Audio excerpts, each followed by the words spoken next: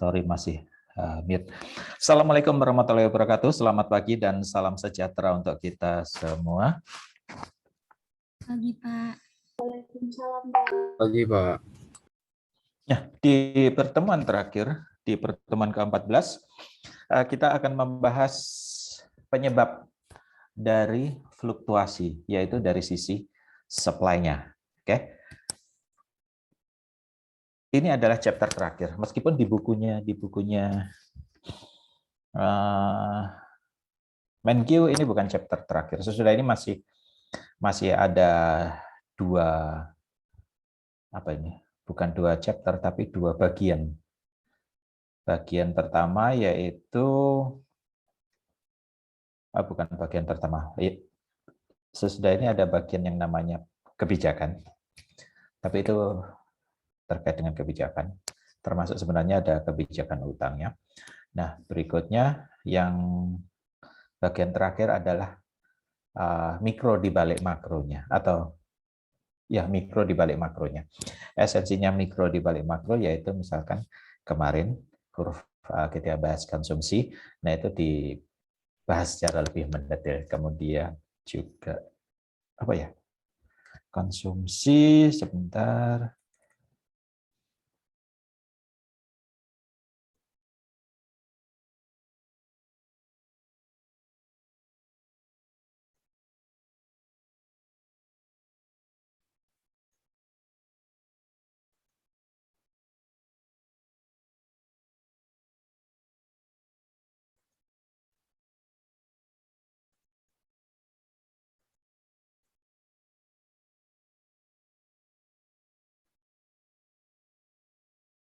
Ya,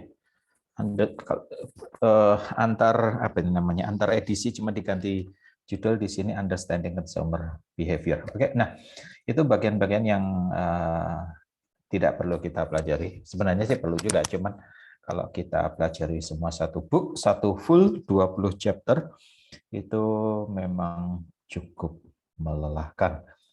Kalau menurut pendapat pribadi saya ketika dulu menapis-napis dan berkoordinasi, kalau teman-teman dalam artian lebih fokus ke politeknik, itu lebih fokus ke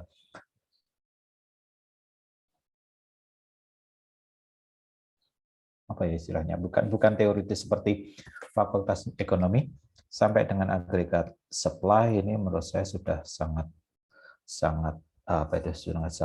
berlebih. Anda bisa menguasai sampai ini, itu pada dasarnya ekonomi makro Anda sudah cukup advance kalau menurut saya.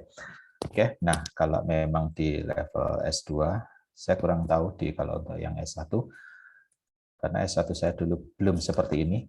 Nah, itu memang ada teori investasinya, kemudian government debt and budget defisitnya itu kemudian memang dipelajari, termasuk yang terakhir adalah di sini ada tambahan financial system opportunities and danger. Financial system pada dasarnya merupakan sektor yang cukup penting karena dia menghubungkan sektor real dan sektor keuangannya. Dan dia merupakan jantung di dalam perekonomian karena dia memompa seluruh uang ke dalam sektor perekonomian. Kalau jantung memompa darah di dalam tubuh, nah itu memompa uang, dan kemudian dia menghubungkan antara pihak yang kelebihan dana dan pihak yang membutuhkan dana. Oke, nah itu idealnya secara lengkap. Tapi Anda sudah lebih dari 75%, bahkan kalau menurut saya sudah 80% untuk menguasai ekonomi makro. Oke, ini adalah chapter terakhir. Chapter ini pengembangannya lebih terakhir dibandingkan yang agregat demand, karena agregat demand itu postulatnya Keynes 1936 dan ke sini. Oke, tapi nggak sampai 1070-an. Nah, ini adalah perkembangan kekinian, sehingga memang saya pribadi masih agak relatif lebih sulit, meskipun kalaupun pada akhirnya saya paham itu butuh mengulang, baca, dan kemudian menyampaikan, baru kemudian yang dimaksud ini. Oke. So mudah-mudahan bisa menyampaikan dengan baik. Oke, di awal Saya ulangi lagi, introduksi fluktuasi ekonomi. Fluktuasi ekonomi, apa sih yang berfluktuasi? PDB-nya. Kan gampang-gampangnya seperti itu. Anda diajarkan fluktuasi ekonomi.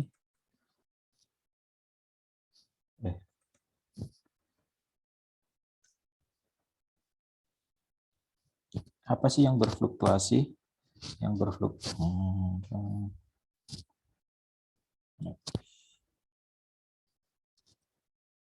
Kembali gambarnya seperti ini. Oke.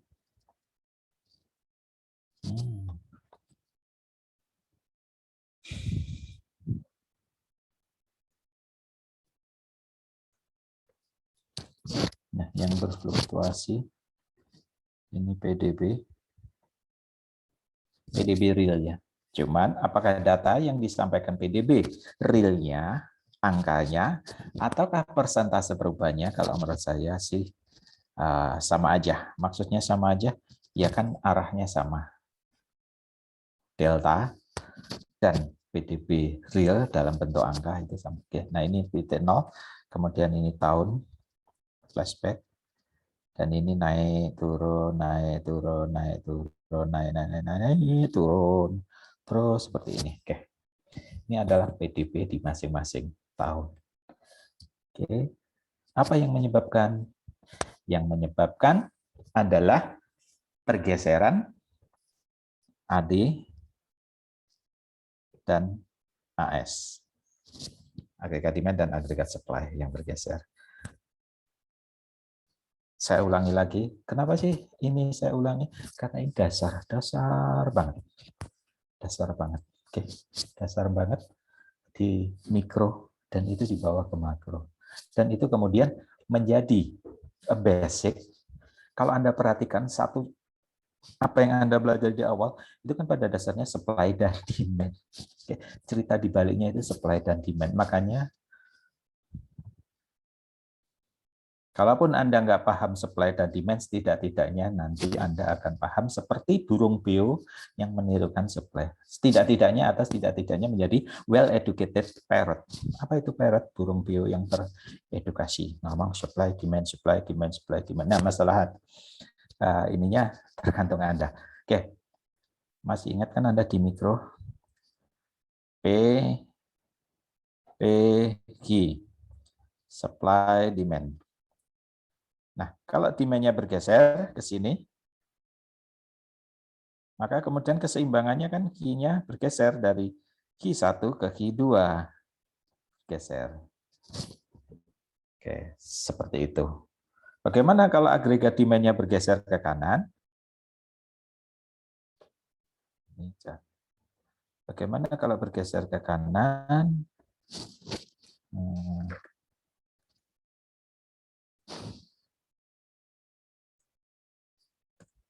Nah, bagaimana kalau kemudian bergeser ke kanan? Nah, perhatikan kalau agregatnya PG, ini Q, Pak, ya kita kontaknya ke mikro dulu.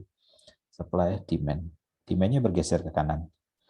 Lihat dari equilibrium Q1 ke equilibrium Q2. Q2. Si bergeser. Kan gitu. Demikian pula supply-nya. Demand-nya dikonstankan, supply-nya Anda geser. Pasti equilibrium-nya bergeser. Pasti. Oke. Oh, nggak ada yang baru. Tapi, kan gitu. Pak, kalau itu Mas, saya di mikro sudah paham. Ya, Anda sudah paham di mikro. Nah, ini saya bawa ke makro. Konteks makronya saya bawa, kemudian Anda paham. Oh, ternyata fluktuasi itu dah yang menyebabkan adalah pergeseran dari sisi agregat supply-nya dan kemudian atau agregat demand-nya atau keduanya. Nah, sekarang seperti ini di makro. P sama ini ganti Y. Y sigma dari Q-nya kan gitu. C AS C AD. Sekarang AS-nya saya geser ke kiri. Ini kan semula di sini, titik equilibrium-nya. P1, Y1. Kemudian ketika saya geser ke sini, kemudian menjadi P2Y2. Tapi kan ininya geser. Padahal Y itu kan output, pendapatan nasional, PDB. Nah, yang naik turun ini loh. Ini yang ditangkap di sini. Ini kan fragmen.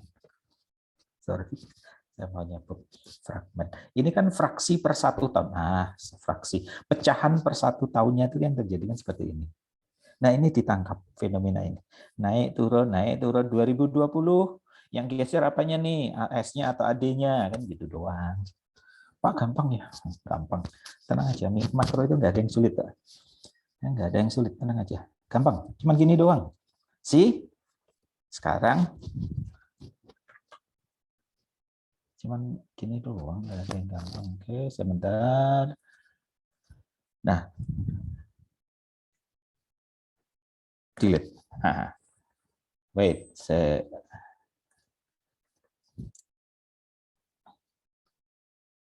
kembali PY tahun berikutnya AS AD. Oke, di sini P1 Y1 ini kan PDB. Oke, AS-nya geser ke sini sebelah kanannya, ya otomatis kan bergeser P2 Y2 geser.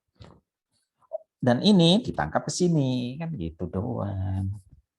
Kalau enggak AS-nya, ya AD-nya yang geser. Anda sudah paham. Oh, ternyata fluktuasi itu.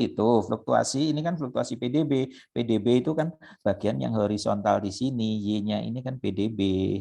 Dia Y output pendapatan nasional atau PDB. Semuanya digunakan secara casual sama sih. Seperti itu. Oke, nah. Sebentar. Oke, nah artinya kemudian penyebab naik turun ini bisa dari AD-nya, bisa dari AS-nya. Nah, AD ini yang dari chapter berapa sih? Saya lupa chapter. Dari chapter 10 ya. Oh enggak 10. 11, 12, 13, 14. Ya sampai 14. Itu yang dibahas AD-nya. Kok 14? 10, 11, 12, 13, 13. Oke, dari sampai 13 itu yang dibahas adalah AD-nya dari sisi ininya yang panjang. Dan ini yang berangkat duluan. Ini yang Keynes, ini Keynes. Dan berikutnya yang akan kita bahas dari AS-nya. Agregat supply-nya.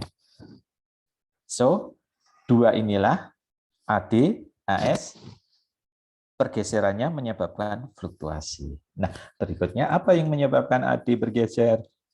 Apa yang menyebabkan AS bergeser? Di chapter 10 disebutkan itu karena shock, adanya kejutan. Apakah agregat demand shock ataukah agregat supply shock? Itu yang menyebabkan. Dan kemudian shock itu masih bisa dirinci. Oh, apa sih yang menyebabkan shocknya, khususnya agregat supply? Nah, dulu di chapter 10 disampaikan, oh, agregat supply shock salah satunya karena dari mikronya. Apa itu? Kartel, OPEC. Kan gitu. Wah, itu kan struktur pasar oligopoli. Oh, itu. Oke. Penyebabnya. Penyebab detailnya, realnya itu. Apa ya? Agregat demand shock, yang ya agregat demand ya berarti shock yang menyebabkan pergeseran agregat demand, apakah bergeser ke kanan ataukah ke kiri. Nah, silakan Anda cari contohnya, khususnya itu ada di soal di aplikasinya. Oh, kalau kemudian terjadi badai Katrina, misalkan, karena itu contohnya Amerika, badai Katrina di Amerika, apa yang terjadi?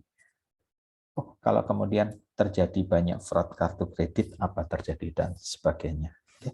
Tapi intinya ini. So, sekarang kita masuk bahas AS. Oke. AS. Nah, AS yang dibahas di sini itu agak berbeda dengan yang di ada gambarnya enggak?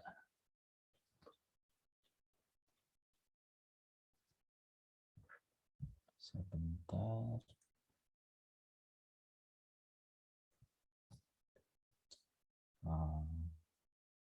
Agak berbeda dengan AS yang barusan kita lewatin. Barusan lewatin itu apa, Pak? Yes, pokoknya barusan lewat. Enggak. Di sebelum-sebelumnya, chapter-chapter sebelumnya kan seperti ini. Sorry.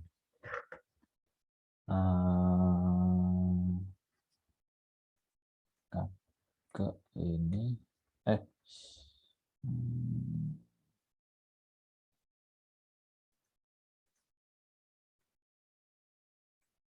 Duh, Pak.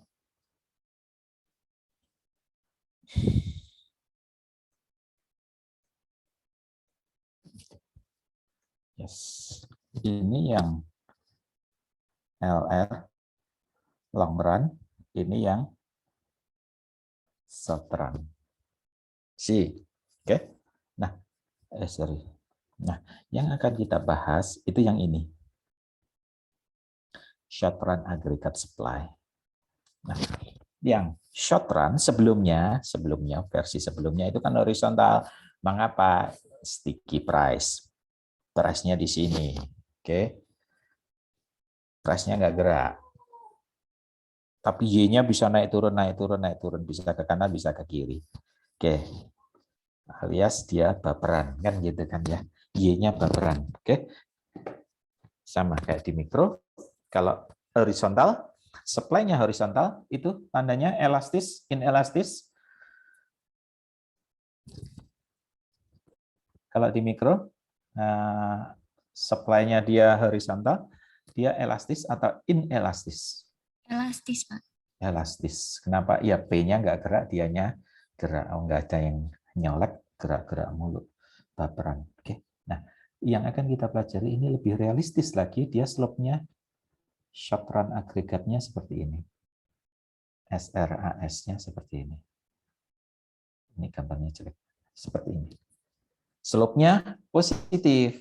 Alias kalau di mikro, saya bawa ke mikro dulu supaya Anda paham. Oh oke, kalau di mikro, kenapa slope-nya positif? P, Q, ini supply. Kan ntar tinggal nambahin AS. Ini kan berarti positif. P naik, Q-nya naik. Kan gitu. Mengapa? Karena berlaku hukum penawaran. Apa itu hukum penawaran? Apa itu hukum penawaran? Ya lawannya hukum permintaan kan gitu. Kan lawannya. Apa itu hukum penawaran? Kalau P-nya naik, Q-nya naik kan gitu. Hukum penawaran positif kan dia slope-nya positif. Oke.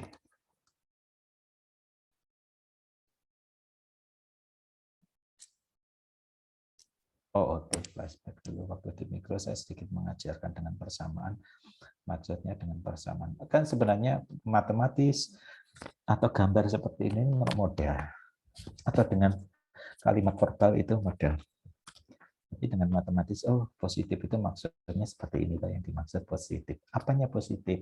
Koefisiennya positif. Cuman kelas lain ada yang protes ketika dia tidak mendapatkan itu. Nah itu yang terus makanya sesudah itu ke sini mau mikro mau makro kalau saya diskonnya untuk yang pendekatan matematis tetap saya sampaikan. Kadang-kadang saya sampaikan, tapi kemudian untuk ujian nggak akan saya keluarkan. Oke. Bukan kok Anda nggak mampu, wong ini matematika SMA, matematika dasar SMA. Oke. Seperti itu. So, di sini tampak maka sama nanti ketika dia slope-nya positif, short run agregat supply-nya, maka P-nya naik, Y-nya juga akan naik. Ya iya, gambarnya sama. Oke, seperti itu basicnya. Nah, cuman agregat supply di dalam jangka pendek itu ada dua model.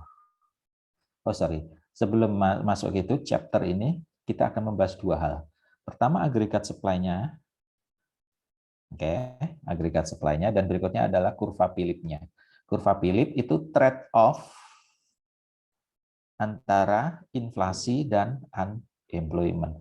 Trade off, apa sih trade off? Hubungan yang saling meniadakan. Atau juga kadang-kadang disebut, ada yang mengatakan dia hubungannya negatif. Negatif, yang satunya naik, satunya turun. Dan sebaliknya, ketika satunya turun, maka satunya naik. Seperti itu. Contoh di sini inflasi. Inflasinya naik, penganggurannya turun. Tapi kalau inflasinya turun, penganggurannya naik. Nah ini PR-nya. Dipencet kiri sakit yang kanan, dipencet yang kanan sakit yang kiri. Kan gitu. Nah ini urusannya kebijakan nanti. Oke.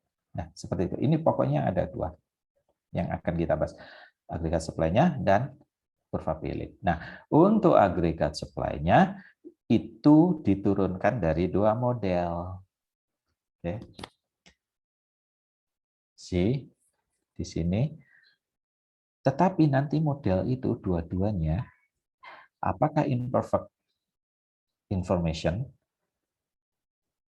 ataukah sticky price. Nah, dua-duanya merefer hasil akhirnya sih sama. Apa itu? Ini output depend positively on price level. Maksudnya apa? Depend price level. Ya tadi, kalau P-nya naik, maka Y-nya naik. Cuman kalau di mikro, oke, terjemahkan dulu dari mikro. Pak, kalau di mikro kan hukum penawaran. Ketika P-nya naik, Q-nya naik. Apa yang mendasari P-nya naik kok kemudian diikuti Q-nya naik? Karena ini dari sisi penawaran. Sisi penawaran itu yang menggerakkan siapa? Siapa behind the gun-nya, behind scene-nya, supply, kurva supply, yaitu dari sisi produsen. Kalau P-nya naik, maka kemudian QS, apa sih QS? Quantity sold atau quantity to be sold, jumlah yang akan dijual itu naik. Why does the sun? Soalnya P kali Q itu sama dengan TR, total revenue. Artinya kalau P-nya naik, dia menjual output lebih banyak, maka total revenue-nya dia akan naik. Seperti itu. Pak, di sini total revenue-nya. Nah, mari kita tahan sebentar. Karena kalau di makro, pembicaranya bukan total revenue. Ya, iya. Oke, nah. Nih. In previous chapter, we assume price level stuck. P-nya stuck. Constant. Implies horizontal short run aggregate supply. Short run aggregate. SRAS gitu aja. Kurva Anda sudah paham kan SRAS? Short run aggregate supply atau kurva SRAS-nya horizontal. P stuck.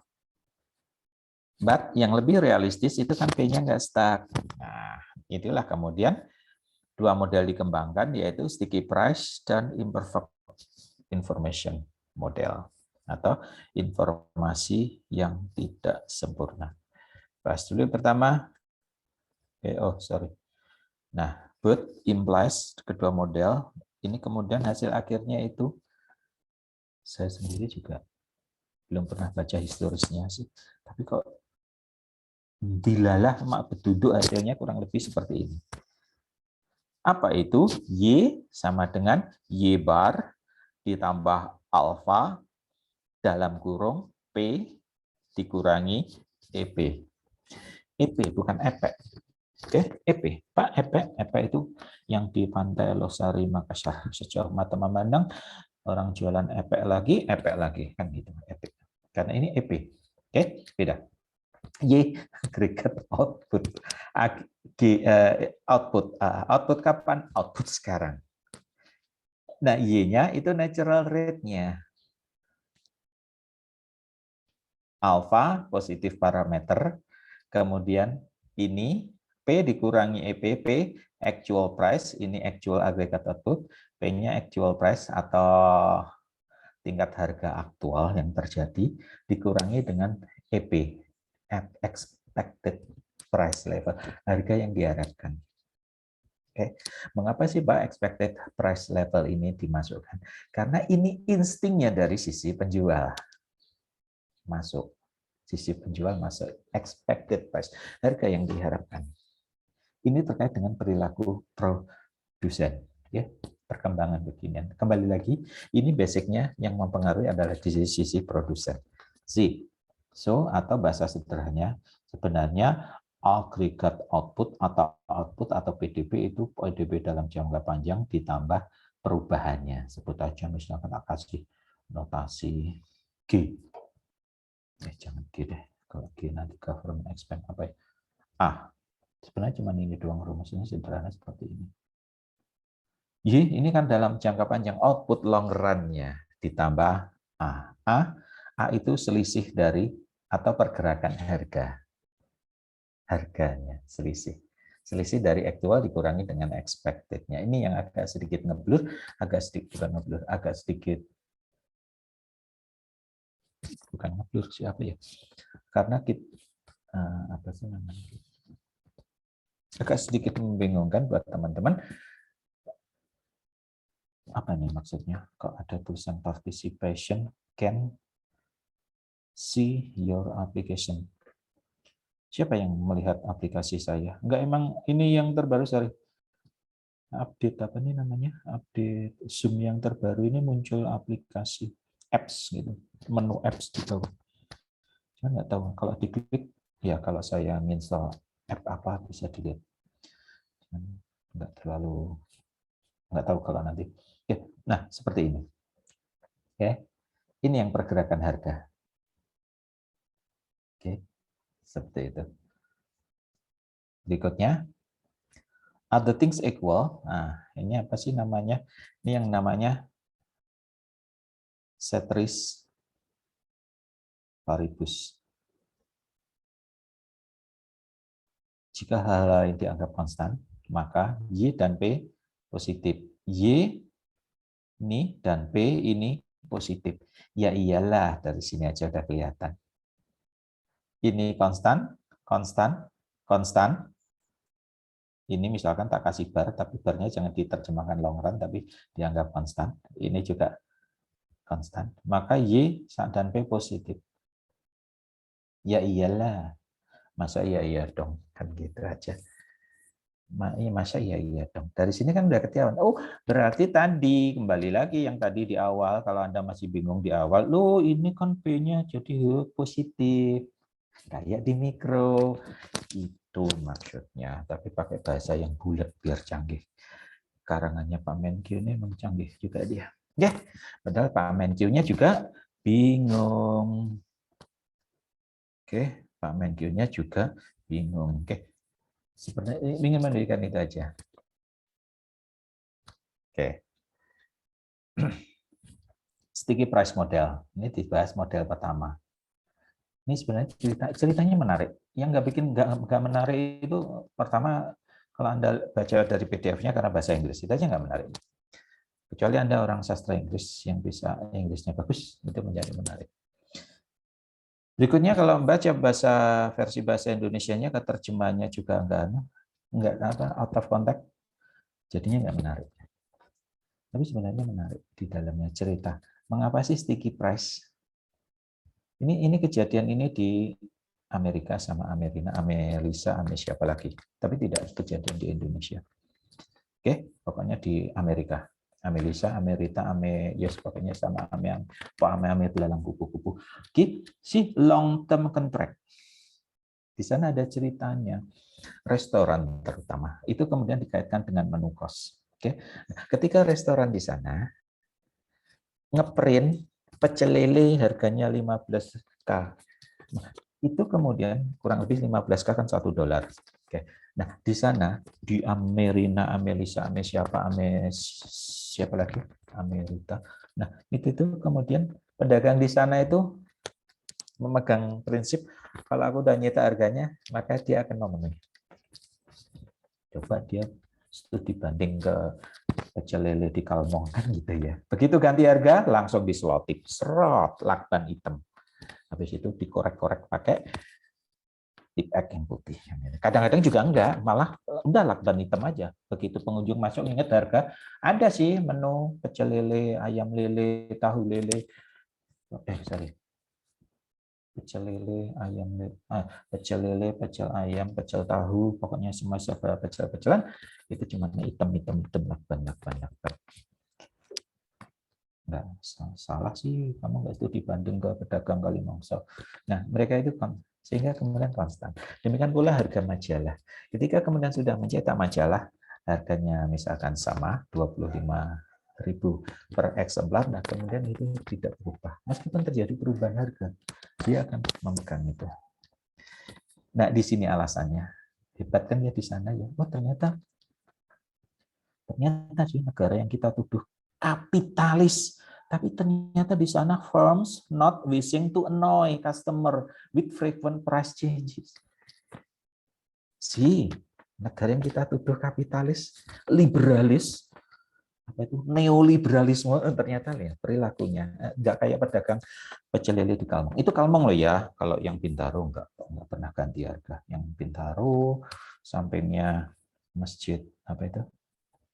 Anasir itu nggak pernah ganti harga, warteg itu nggak pernah. Ini Kalmong aja, khusus Kalmong. Sarmili juga temannya soalnya. Oke, nah pedagang itu nggak peduli, nggak annoying, pokoknya tak ganti. Nah, ibarat lu mau silakan beli, lu kagak juga kagak ape-ape, terserah lu dah. Nah di sana enggak. Nah ini yang kemudian menjadikan sticky price model itu. Makanya saya lagi mikir-mikir sticky price model ini apa? Ya kejadian ya di Kalmong. Nah, harga aja di tip X, di slot tip, di lakban, gua bisa karu-karuan.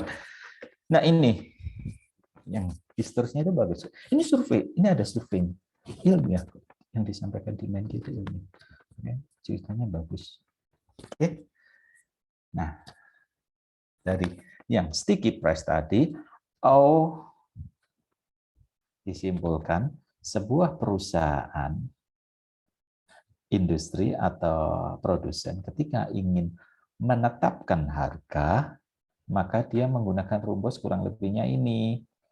P kecil, oke, apa sih P kecil? Nah ini P, actual price, ditambah alpha, parameter, kalikan Y dikurangi Y bar-nya.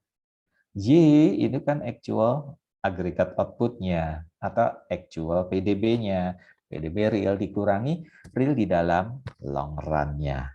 Long run, PDB dalam long run, output di dalam long run, natural output. Nah, udah lupa ya sudah, nggak apa-apa. Dibuka di slide chapter 10. Apa sih?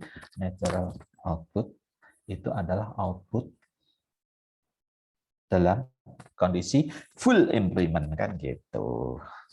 Full employment, tapi jangan diterjemahkan full employment itu tidak ada pengangguran, karena kemarin kita bahas pengangguran itu akan ada, bahkan dalam tingkat yang paling kecil itu namanya pengangguran alamiah, nggak bisa hilang seperti itu. Oh, ternyata ketika mereka ingin menetapkan desired price, harga yang diinginkan atas produknya, oke, maka dia menetapkan actual price-nya, harga ini masih ditambah selisihnya. Apa sih ditambah selisihnya? Ditambah selisihnya itu karena dia mengantisipasi adanya perubahan harga. Itu. Oke. Hebatnya dia terbuka. Kalau kita hebatnya di lakban ini. Di lakban. Oke. Aslinya di dalamnya dibuka sebenarnya tulisannya 15K. Tapi karena di lakban itu nggak kelihatan. Oke, seperti itu. Nah, sehingga kemudian berdasarkan dasar ini, ada perusahaan yang menetapkan flexible price. Untuk yang flexible price, dia umumnya harganya di atas. Kemudian ada yang sticky price. Kenapa sih mereka sticky? Ya, karena mereka belum tahu harga sebenarnya nanti itu seberapa sih. Nah, ini yang agak sedikit ngeblur. Tapi mudah-mudahan Anda tergolong mahasiswa yang pintar, cerdas, dan mestinya nggak ngeblur, beda dengan saya.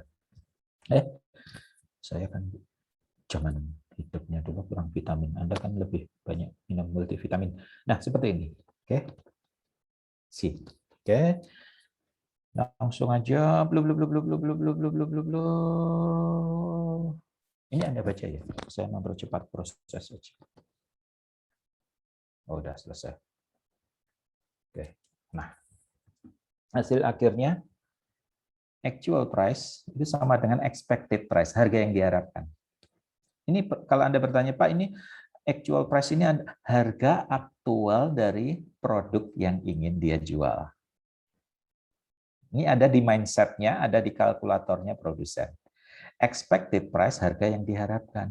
Ditambah, dia mengantisipasi jika terjadi perubahan. Atau bahasanya sebenarnya ini inflasi.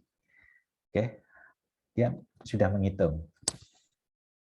Nanti saya tunjukkan. Saya tunjukkan.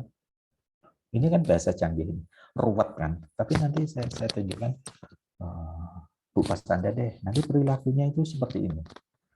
Nah, lucunya itu, kalau mau Bu kos yang hidup di Kalmang ternyata itu di, maaf bahasa kasarnya, di otaknya itu ternyata ada kalkulasi seperti ini. Nah, kemudian finally AS, aggregate supply, itu adalah persamaan dari Y-nya. Y apa? Ininya.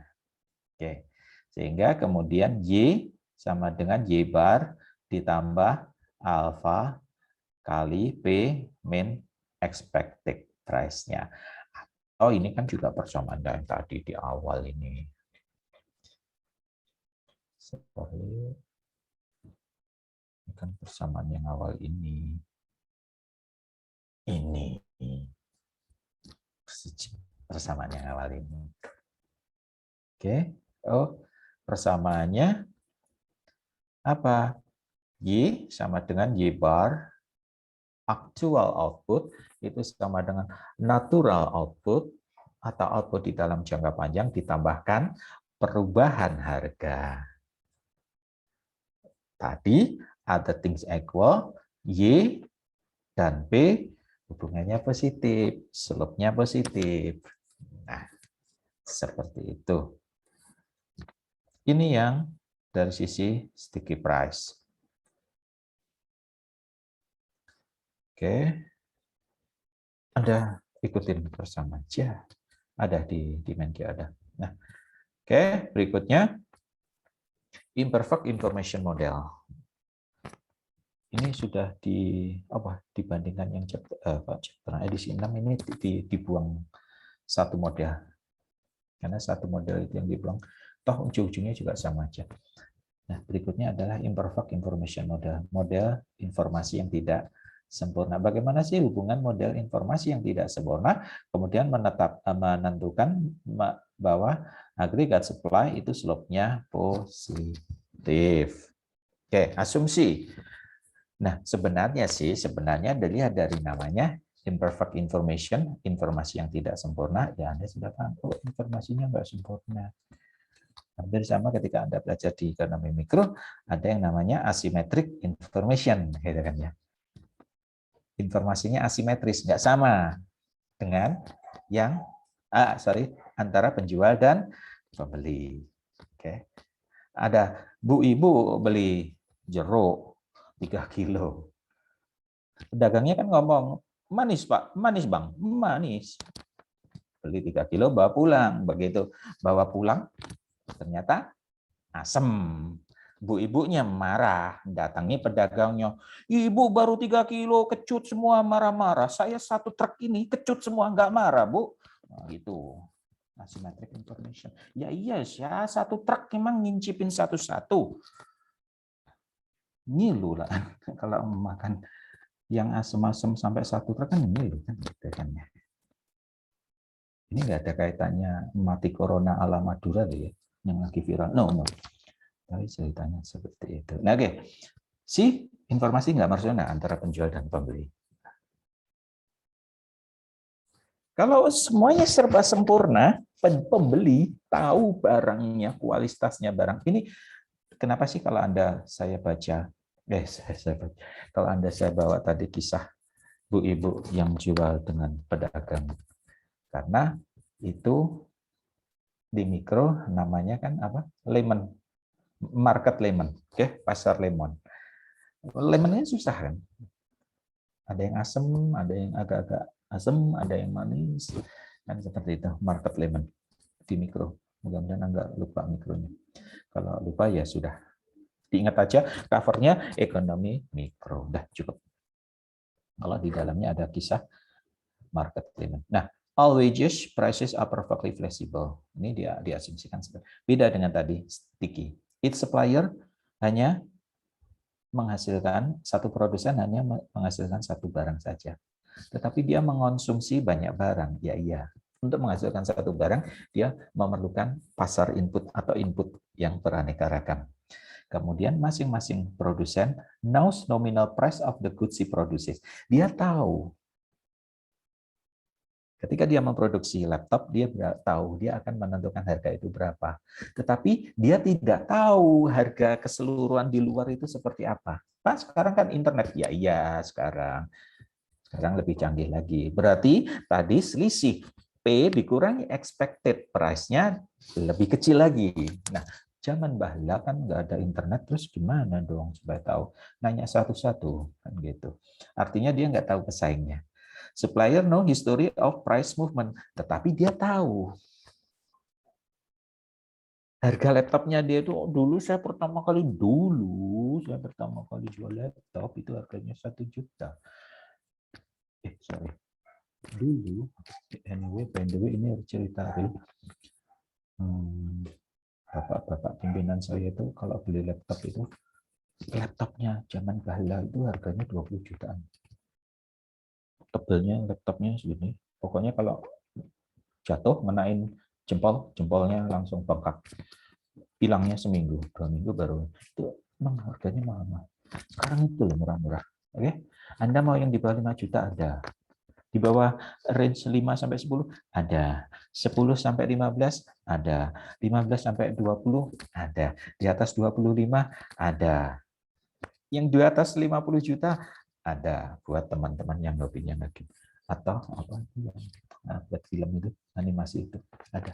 Nah, zaman dulu itu harga termasuk HP. Bapak-bapak dulu kalau sudah pegang Nokia Communicator. Harganya itu bisa 15 juta loh. Harga zaman dulu 15 juta. 15 juta.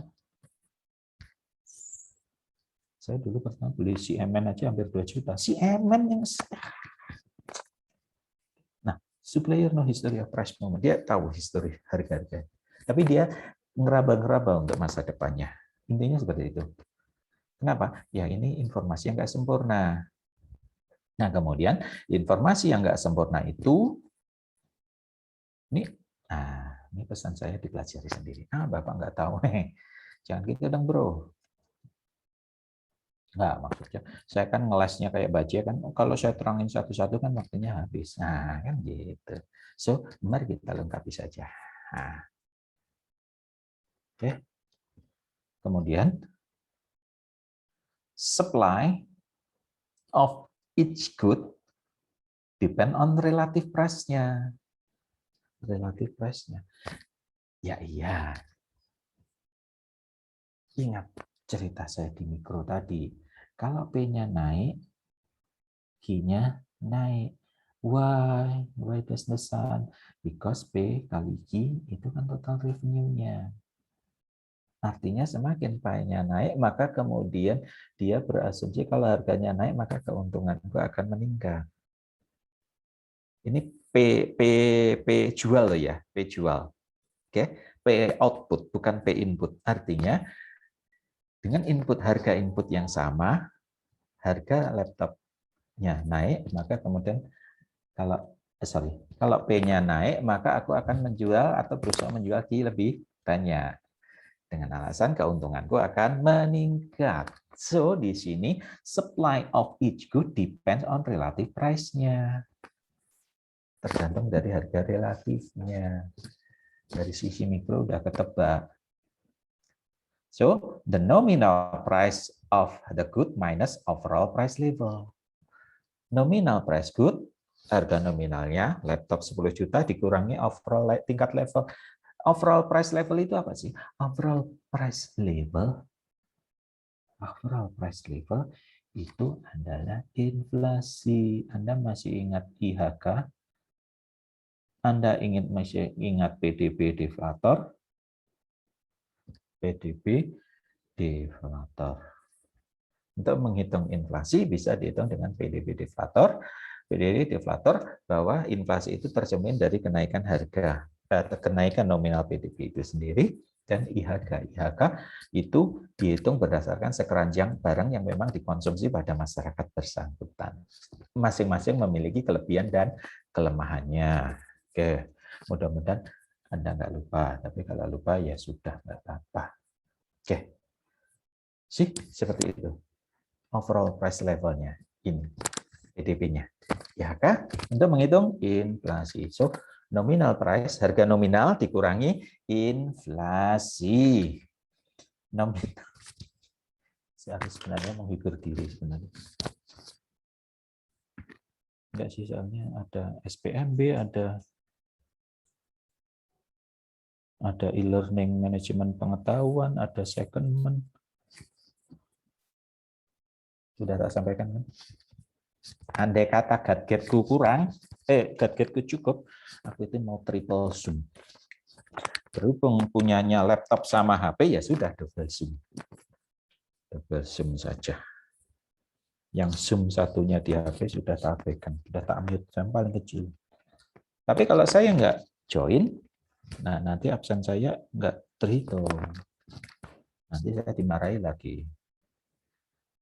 Tanya cutting Anda, ketika saya nggak lulus ikutan e-learning ini yang di background saya, itu kemudian ada suratnya dari ini kan apa sih namanya, dari keuangan Pusdiklat keuangan umum.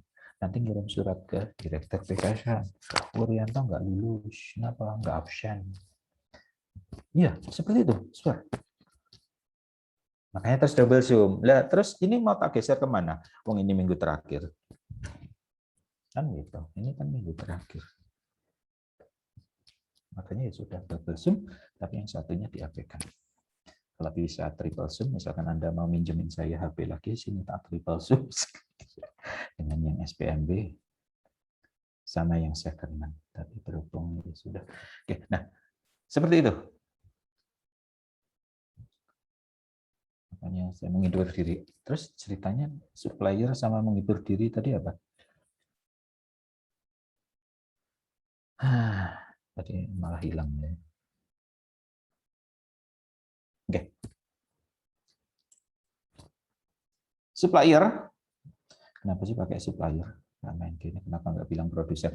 Produsen tidak tahu price level at the same time. Kenapa? Ya karena tadi diasumsikan informasi. Dia nggak tahu harga level. Dan dia belum tahu overall price levelnya. Atau inflasinya dia belum tahu. Pak, kok belum tahu? Anda pertama, ya iyalah ketika saya mau jual laptop sekarang ini yang saya jual di tahun 2021, apapun mereknya, apapun sebagainya. Oke, kan saya udah nentuin harga dulu antara 10 juta. Padahal inflasi tahun 2021 kan belum kejadian. Itu sih kuncinya. Kan belum kejadian inflasinya. Tapi saya sudah bisa menghitung duluan.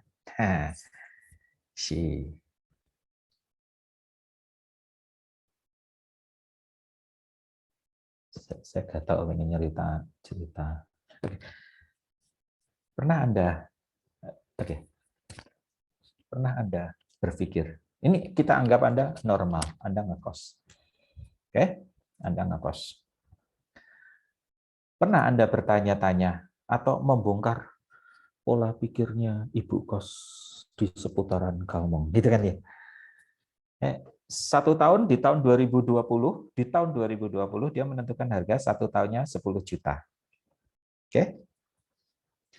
Di tahun 2021, ibu kos menentukan berapa? Tetap 10 juta?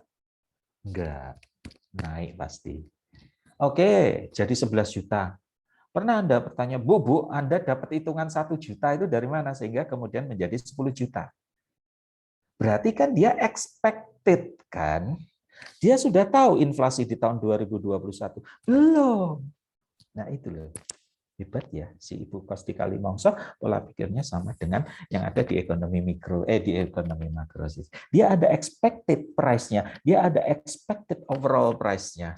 Dia sudah menghitung inflasinya duluan. Loh, inflasi aja belum kejadian. Nah ini. Kemudian dia menambah 1 juta. 1 juta itu bagi Anda, bagi saya itu kan sebenarnya tambahan harga atau itu sebenarnya inflasi. Kan gitu. Nah ini maksudnya. Hebat sih Ibu. Nah, makanya dia kan she. Ini padahal supplier. When she make her. Loh, kok dari ini kan mestinya he or she. Tapi dirubah jadi she. Ini karena perilakunya Bu Kosti Kalimongso. She makes her production decision. She use expected price-nya. Dia menggunakan harga acuan perkiraan yang ada di benaknya. Ya silakan kalau mau 11 juta ambil, nggak mau ya silakan ngekos di Sarmili. Di sini pokoknya saya maunya 11 juta. Seperti itu. Oke.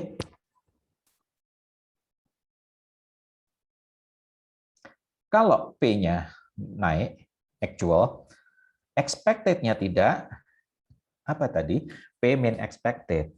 Berarti P dikurangi EP, EP-nya kan 0 karena tidak naik.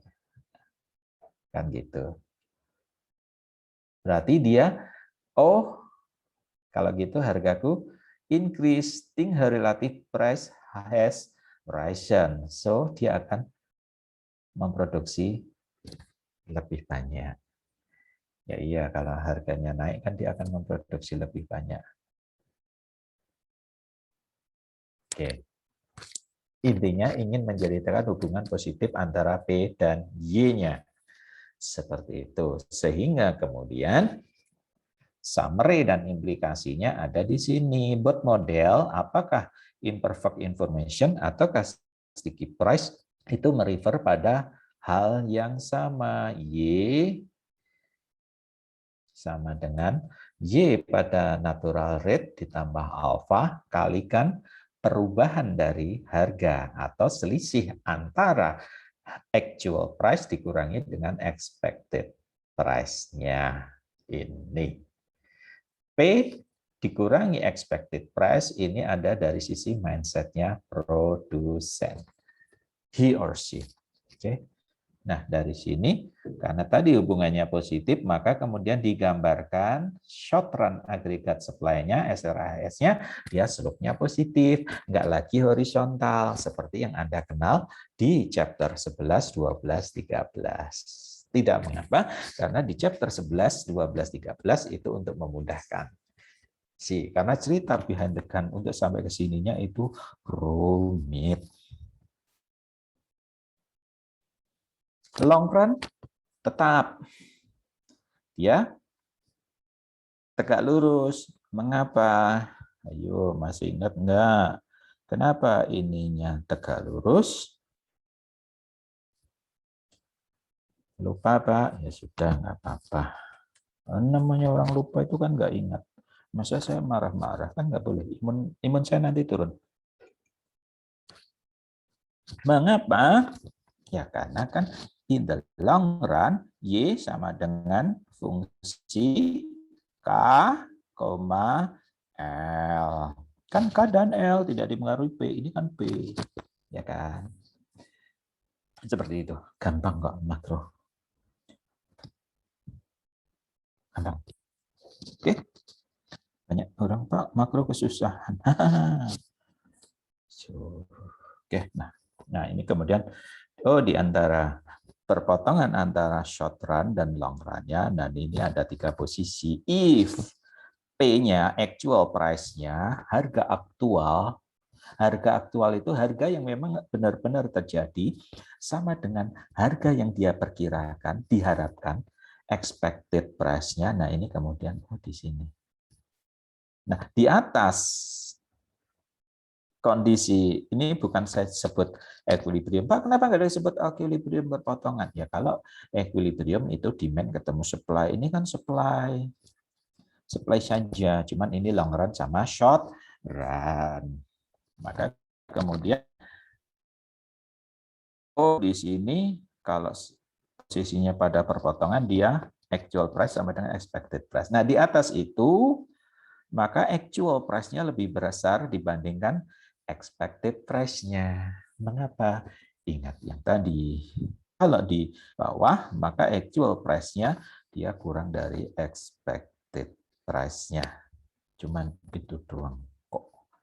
Nah, actual price dan expected price, lihatlah kotak ini, selisih ini. Oh, ternyata output itu, actual output, actualnya Y, itu sebenarnya natural Y ditambah perubahan dari harga itu sendiri. Ya iya. Nah, cuman gitu doang. Nah, tak main game mah. Bikin pusing aja nih. Nah, kemudian summary and implication-nya hampir sama dengan tadi. Nah, ini kemudian digabungkan. Gabungan ketika dia pergeseran. SRAS-nya bergeser ke kiri. Apa yang terjadi? Ya, tinggal menerjemahkan. Terutama tentukan dulu titik perpotongan SRAS dan LRAS-nya. Karena di situ adalah titik ketika P actual sama dengan P expected-nya. Kuncinya di situ. Dan ketika itu, ketika perpotongan, itu maka Y actual-nya juga sama dengan Y long run-nya. Tapi bukan expected Y loh ya, nggak ada expected Y. Tapi dia Y long run atau Y natural rate-nya. Y yang diperoleh ketika kondisi full employment. Employment artinya employee yang full. Seperti itu.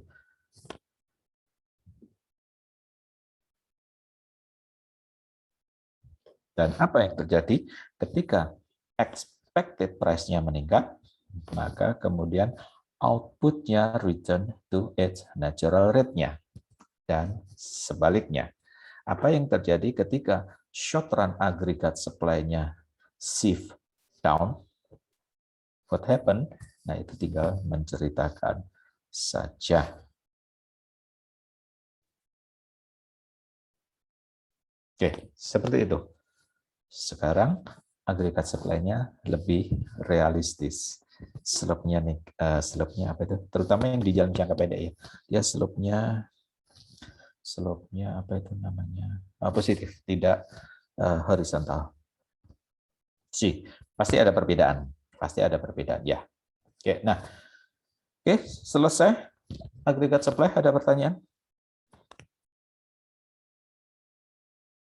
Sisa waktu sampai jam 12:30 akan enggak sampai sih, akan membahas inflasi kurva Philip. Sisanya kuis kan gitu. Lupa jadi kuis Pak. Oh, jadi dong, tenang aja. Kuis itu kayak di film-film itu lah. Tinggal klik. Nah, beres kembali. Oke, nah. Kurva Philip. Ini Pak Philip. Pak Philip, Anda masih ingat apa itu kemarin di awal chapter 10 itu? Okun. Nah, ini bukan kalkun loh ya, okun. Okun. What happen ayak naon dengan okun? Nah, okun itu kan Y dan U. Kan gini. Apa maksudnya Y dan U? Kalau Y-nya naik, Y itu apa PDB? PDB-nya naik, maka U-nya turun. Unemployment-nya. Sebaliknya ketika Y-nya turun, maka kemudian U-nya naik. Ini okun. Okun banyak disentuh di ISLM. Nah, si Philip tadi apa Philip? Mudah-mudahan belum lupa sih. Kok aku jadi lupa? Enggak sih, cuman bagaimana membahasakan biar. Nah, ini. Ya ampun, udah curang. Short run trade-off between inflation and unemployment. Inflation and unemployment. Sebentar, tak gandengin biar Anda nanti tadi saya bicara pencet sana pencet sini itu tahu konteksnya.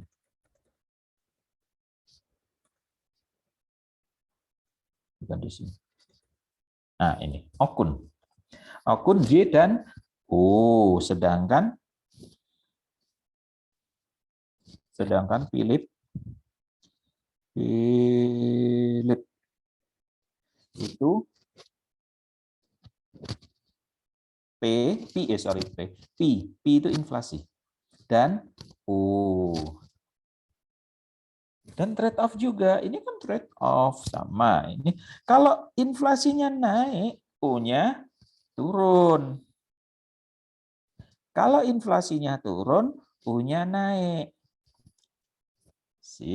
Mari kita gandengkan antara si Okun sama si Philip. Jadinya hubungan mereka baik-baik saja antara Okun dan Philip. Nah, mari kita gandengin sih. Ini sih biar Anda tahu hubungannya Okun dan Philip itu baik-baik saja atau tidak baik-baik saja. Supaya Anda tadi paham cerita saya kenapa dipencet kiri sakit kanan. Oke? Oke, mari kita Y. Y naik dulu. Misalkan Y. Kita naik. Pak, misal turun? Boleh. Kalau Y-nya naik, maka kemudian U-nya turun.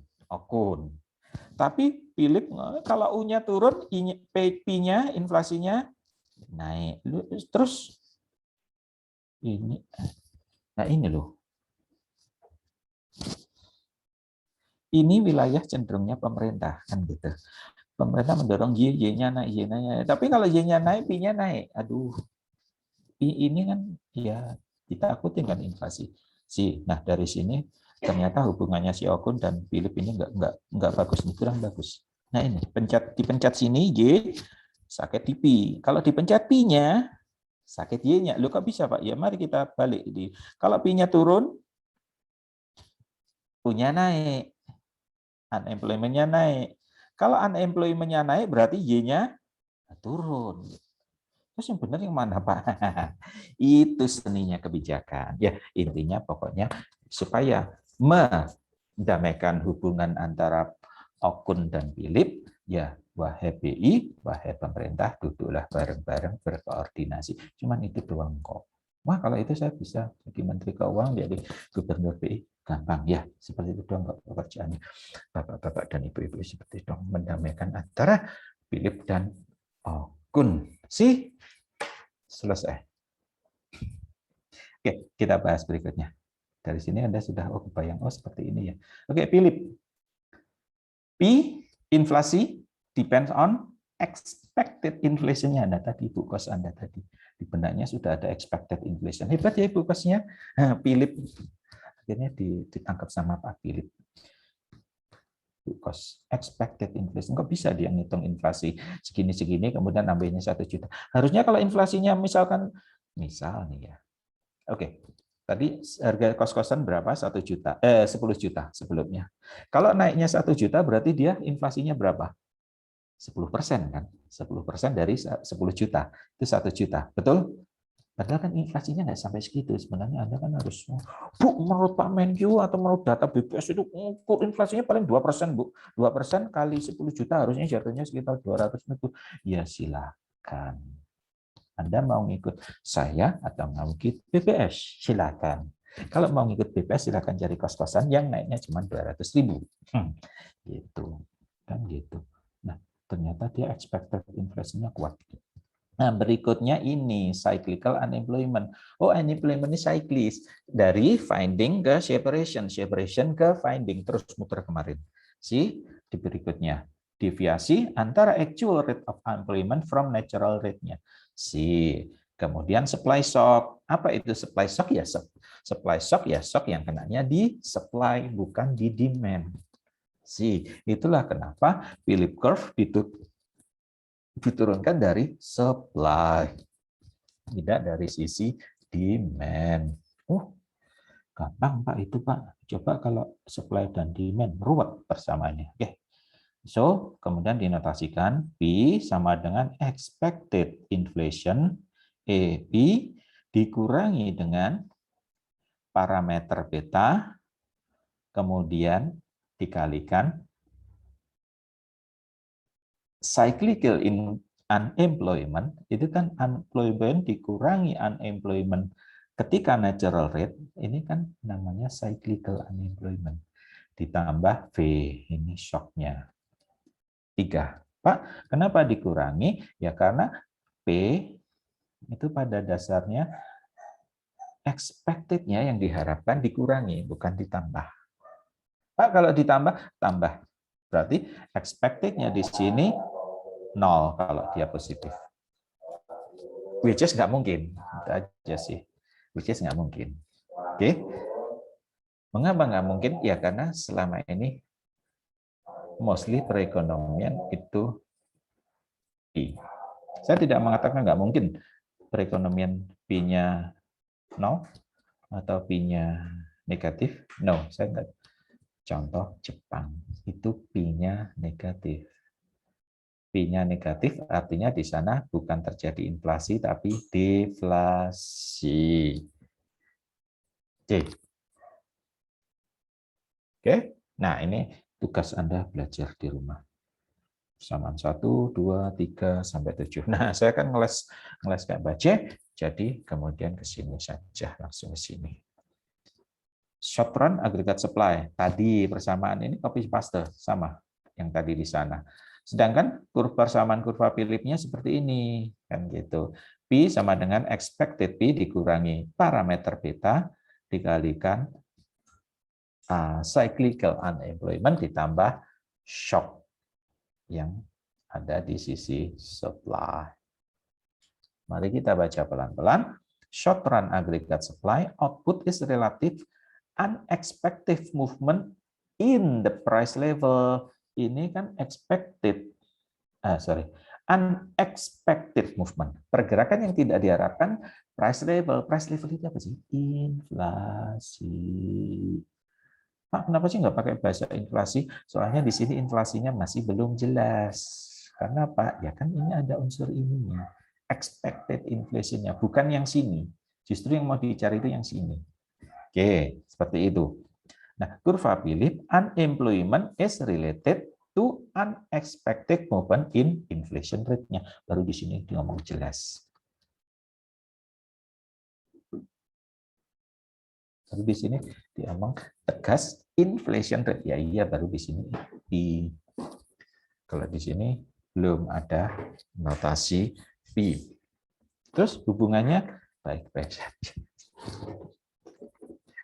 Terus hubungannya, nah dari sini sudah kelihatan hubungannya baik-baik saja di kurva Philip. Tapi kalau Philip sama Okun nggak baik-baik saja.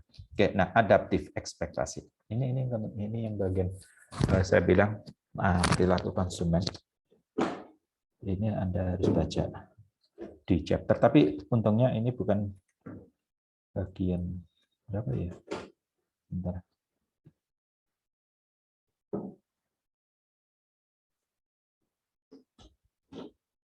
Oh, 19 mikro dinamik. Habis ini kan dinamik 17 18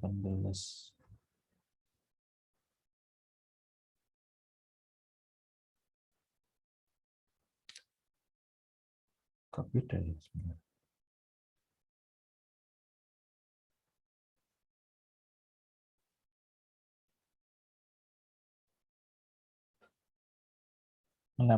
Understanding. Oh, saya baru nggak.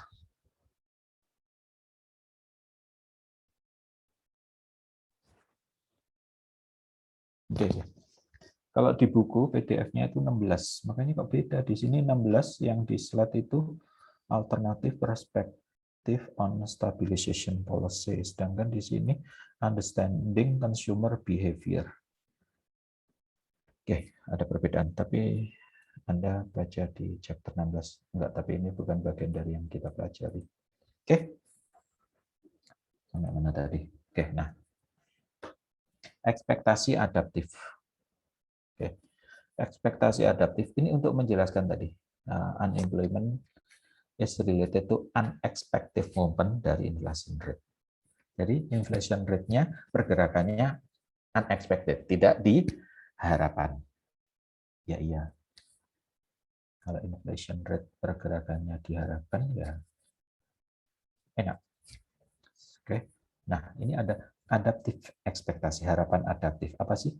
Pendekatan yang mengasumsikan bahwa people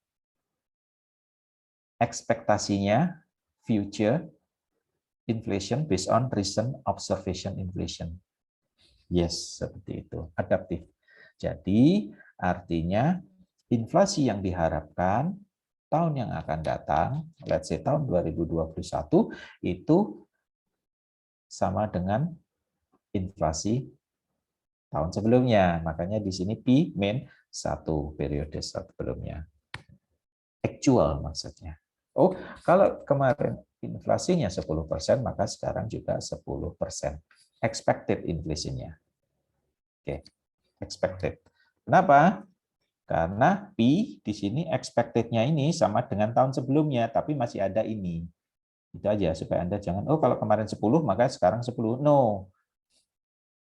Yang expected-nya yang sama dengan tahun kemarin, actual. Ininya, enggak. Gitu. C. Nah, berikutnya. Nah, ini persamaannya. Kenapa saya tadi saya buka ini. Ini. Si, ininya. Oke. Itu adaptif. Dipengaruhi oleh tahun sebelumnya. Nah, berikutnya adalah inflation inersia. Apa sih inersia? Oke, break dulu 3 menit karena di rumah sedang adzan zuhur.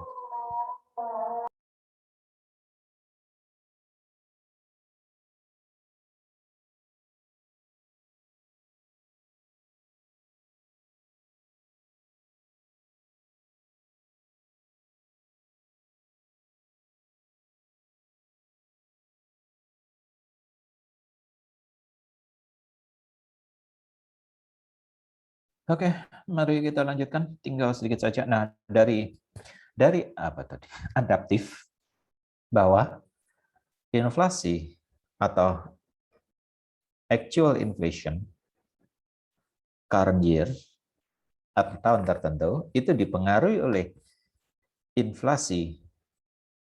Salah ngomong. Expected inflation dipengaruhi oleh inflasi tahun sebelumnya. Kemudian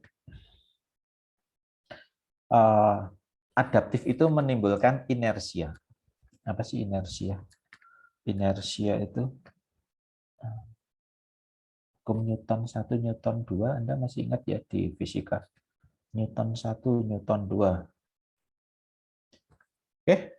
Nah, itu kan bicara kelembaman, hukum Newton 1, Newton 2. Newton 3 masih bicara kelembaman enggak? Oh, kalau Anda menembak dengan kemudian peluru dengan kecepatan sekian, sedangkan ketebalan papan kayu setebal 10 cm, pada jarak berapakah pelurunya akan berhenti? Kan seperti itu kelembaban, ya, hukum kelembaban. Nah, ini inersia. Apa sih inersia? Pada gilirannya ini past inflation, ya tadi inflasi masa lalu tahun sebelumnya mempengaruhi harapan akan inflasi saat ini. Pasti orang akan melihat data historis inflasi tahun sebelumnya seberapa besar, dan itu kemudian dia akan memperkirakan besaran harapan inflasi untuk tahun berikutnya. Cuman ibu kos Anda kecerdasan gitu aja kan. Inflasinya 2%, dia terus netepinnya langsung nembak naik 1 juta. Loh, 1 juta kan 10%. Kan itu kan Andanya seharusnya Anda seorang mahasiswa PKN yang sudah belajar kurva Philip. Nah, Anda harus mendebat. Nggak bisa, Bu. Harusnya 2% saja naiknya gitu. Anda harus bisa mendebat. Oke. Pak, tapi nanti saya diusir dari kos-kosan. Nah, itu kan posisinya cuma kalah itu aja sih. Ya, nah ini. Ya, pas inflation, inflasi periode sebelumnya itu mempengaruhi inflasi saat ini. Dan kemudian, inflasi tersebut mempengaruhi upah dan harga. Pasti akan mempengaruhi upah. Contoh, kemarin kita bicara, kenapa sih rigid? Oh, karena ada minimum wage. Apa itu minimum wage? Minimum wage itu kan UMR, UMP. Kemudian ada union labor. Apa sih union labor? Itu kan SPSI, Serikat Pekerja Seluruh Indonesia, atau SPSI, Serikat Buruh Seluruh Indonesia, atau semua serikat-serikat. Oke. Kan mereka kemudian nego di sini kan wage-nya. Kembali lagi, kalau mereka di akhir tahun kemudian desak pemerintah, desak pengusaha untuk naikin UMR, itu kan artinya dia akan berusaha agar wage-nya itu naik. Nah, salah satu yang dihitung itu inflasi. Salah satu mereka yang dihitung itu inflasi. Hebat kan ya? Iya, hebat. Oke, nah, mereka sudah menghitung inflasi. Kemarin inflasinya 2%. Kalau gaji saya tetap, kan berarti gaji saya realnya kepotong sebesar inflasi, kan gitu. Itulah kemudian ada anggapan inflation itu adalah tax, pajak. Ada yang mengatakan, saya lupa di bab chapter, inflasi itu pajak. Pajak secara tidak seperti pajak. Dan selain upah, harga yang ingin ditetapkan oleh people. Khususnya people di sini bukan people konsumen, tapi yang dari sisi produsen. Oke. Itu yang pertama. Nah, berikutnya, andai kata nih, ini nol. In absence of supply shock, V-nya nol.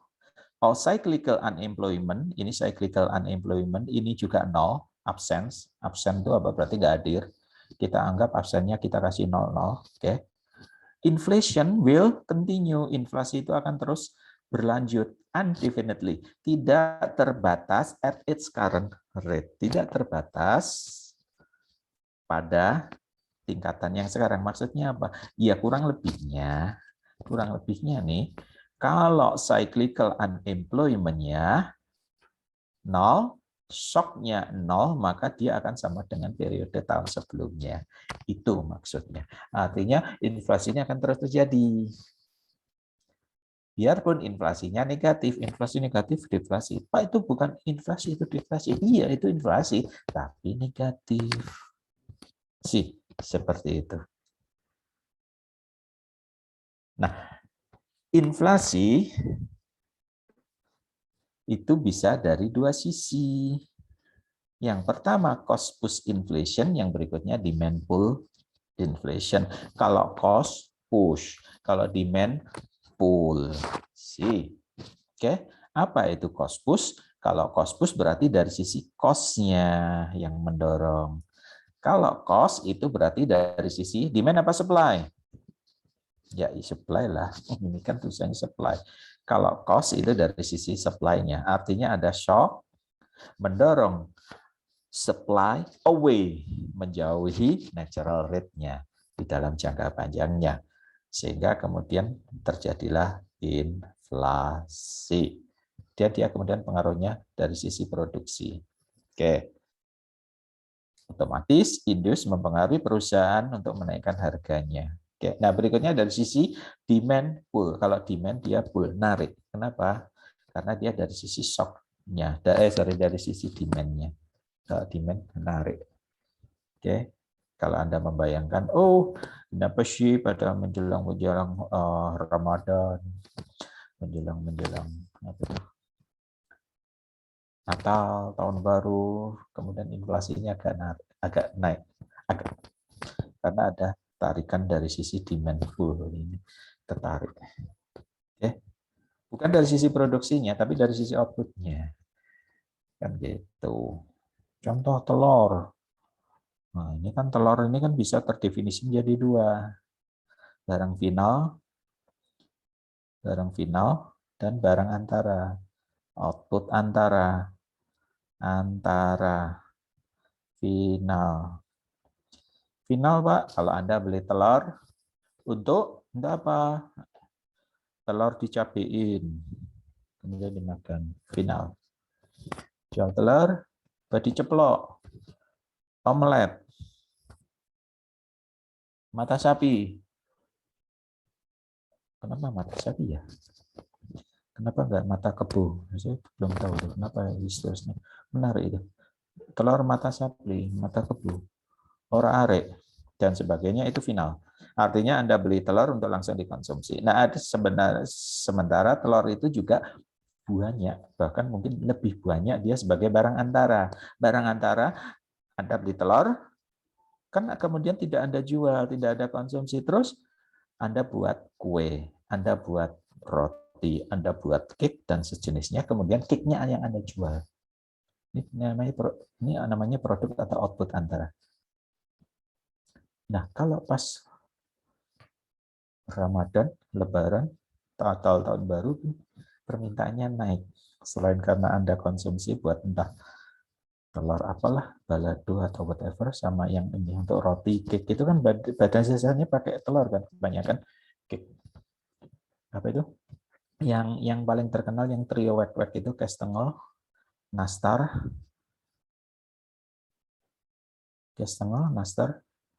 satu lagi apa itu? Putri Salju, Pak. Putri Salju. Putri Salju yang ada putih-putihnya. Kalau yang dalamnya nastar, kalau yang dalamnya nanas itu pasti nastar. Kalau dalamnya kacang, Pak, itu cangkar. Oke? Loh iya, nastar itu karena dalamnya nanas. Emang seperti itu? Tanya deh, tanya. Dibilangan nggak percaya Anda ini. Itu nastar itu karena dalamnya nanas. Oke? Kalau diganti kacang jadi cangkar. Nanti demo. Nastar dalamnya kacang, nggak bisa. Anda menyalahi kodrat. Ya, kan gitu. Itu kan semuanya ada telurnya.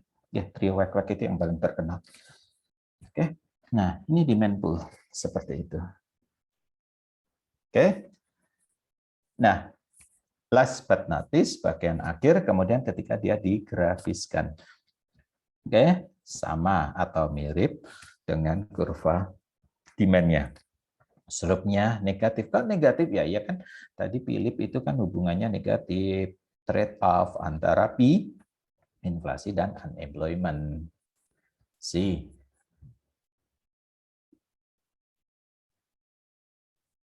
Oke, dan ini adalah in the short run policy maker fish menghadapi trade off antara I dan I. Ya.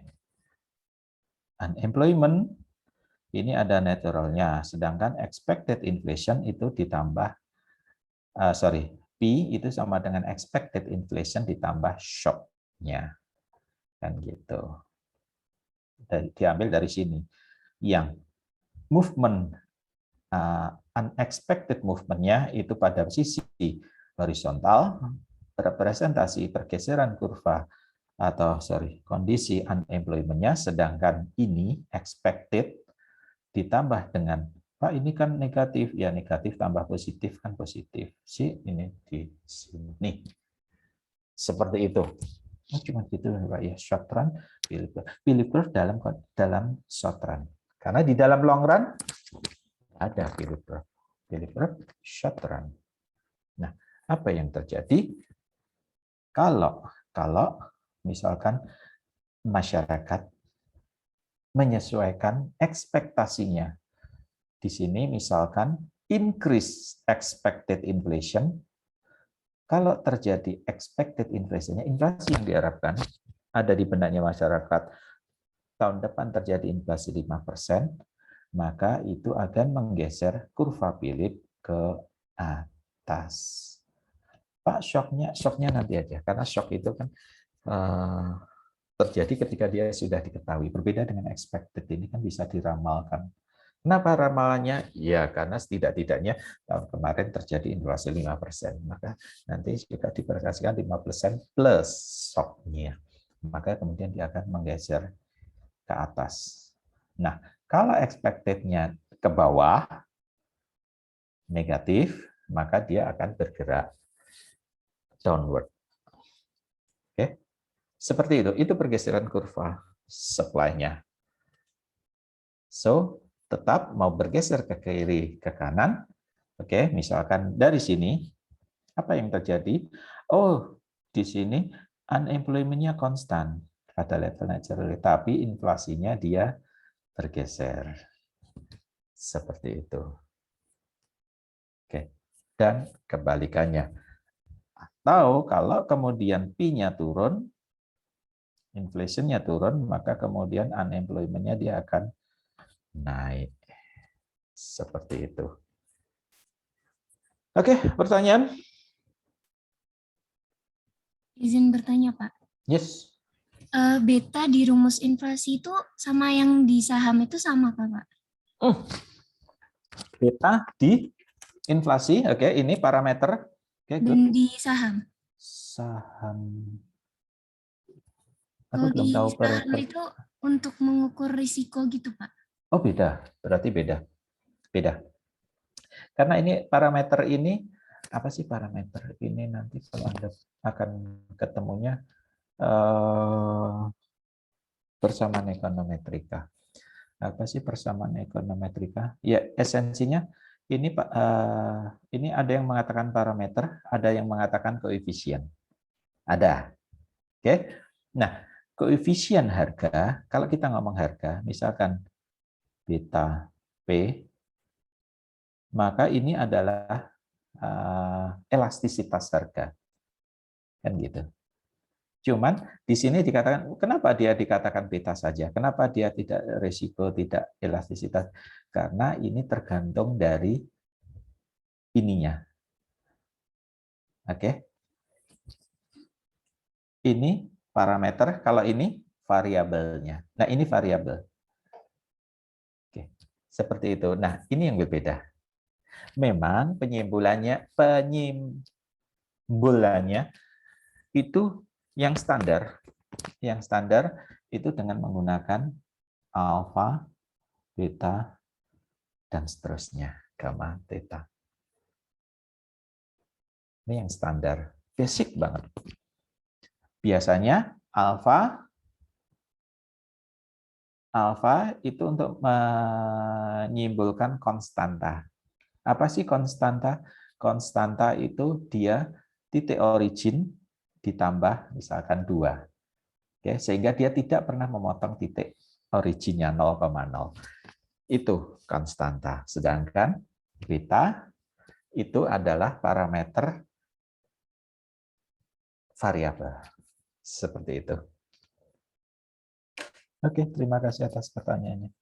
Anda mengingatkan ekonometrika. Ekonometrika akan Anda pelajari nanti ketika Anda menempuh alih program. Sekarang belum ada kan ekonometrika? Belum. Oke, Belum, nanti Pak. di alih program di diploma 4 akan diajari ekonometrika. Kalau Anda menempuh. Jadi gini loh, ekonometrika itu, karena ekonometrika itu apa? Ekonometrika itu ilmu ngeramal. Y, tapi ini jangan diterjemahkan output. Ini Y-cap. Y-cap itu Y yang ditaksir. Karena ini, makanya ini kan banyak melekat di persamaan ekonometrika, karena ini expected. Expected itu apa sih? Ini taksiran nilai.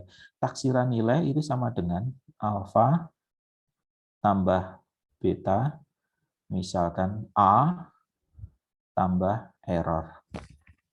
Oke. Nah, semakin kan belajarnya gimana caranya supaya taksiran ini bagus, taksiran ini akan bagus, hasil proyeksi ini, hasil perkiraan Y ini akan bagus kalau ininya besar. Kalau ininya besar, itu maka errornya kecil. Nah, Anda 1 semester atau mungkin 2 semester, tergantung.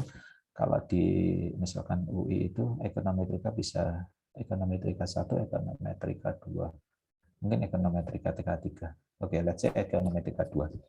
Nah, itu 2 semester itu cuma ngulik-ngulik gimana caranya errornya itu kecil. Nah, gitu aja. 1 semester, 2 semester ngulik-ngulik error, gimana errornya kecil. Kalau errornya semakin kecil, berarti di sini parameter, ini berarti parameter, bukan parameter, ini penduga ini akan besar. Udah itu ada. Nanti aja. Pak, itu ada angkanya, banyak cacingnya dibandingin angkanya. Jadi ya seperti itu memang. Lainnya? Lainnya? Oke, kalau tidak ada, Oke, lainnya. Selebihnya ini sacrifice ratio. Sacrifice ratio itu menceritakan berapa persen PDB yang harus dikorbankan untuk mengurangi inflasi. Tadi yang hubungan antara si Okun sama Pak Philip yang nggak baik-baik saja. Ini ada. Cuman ini tinggal teman-teman baca saja. Karena secara prinsip inti agregat supply kurva Philip sudah saya sampaikan. Oke, saya akhiri pertemuan sampai di sini. Tetapi sebelum kita akhiri,